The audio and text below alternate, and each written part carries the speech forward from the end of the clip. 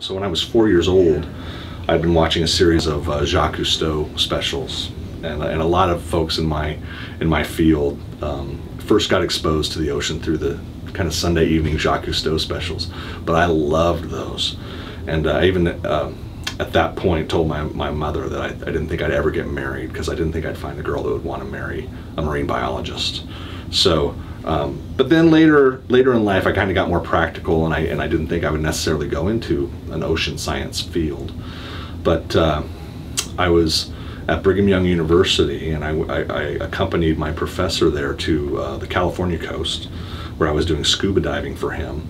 And along with the scuba diving, we would collect water samples from Monterey Bay with all of their intrinsic microscopic critters in there, and I brought those plankton samples back to the lab and sorted through them and looked under the microscope, and I came across this this little creature that had all these little arms, and it looked like a lunar landing module or something. It was really bizarre, something unlike anything I'd ever seen in my life.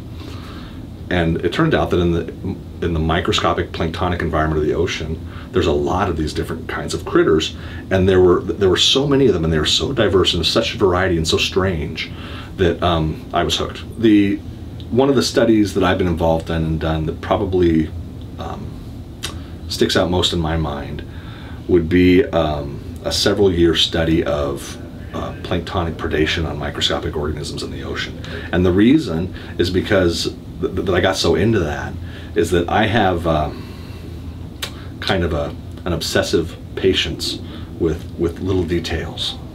And so it turned out that there are a number of questions that can be asked and answered in science that need answering, and yet maybe they've never been addressed or discussed because someone didn't have the patience to look through a microscope for that long, you know, for months or years to get the answers.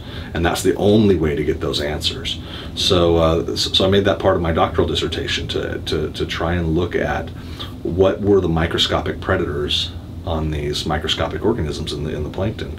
And that seems like a kind of an obscure question, but in fact it's really important for global fisheries, for global productivity, for the ecosystems in the oceans that we love, for the bigger critters that we love, dolphins and sharks and things like that. They're all part of that food web. So understanding who eats whom, even at the microscopic level, is really important. Right now we're focusing a lot on the local environment, the Indian River Lagoon. And I'm really excited about that because we're using a multi-pronged approach, trying to understand the lagoon problems better, and also trying to present some solutions for the lagoon. And what I'm excited about is the possibility that we meaning the collective scientists here at Florida Tech, can understand the lagoon problems better and maybe even present some potential solutions for the ongoing problems in our local estuary and coastal environment.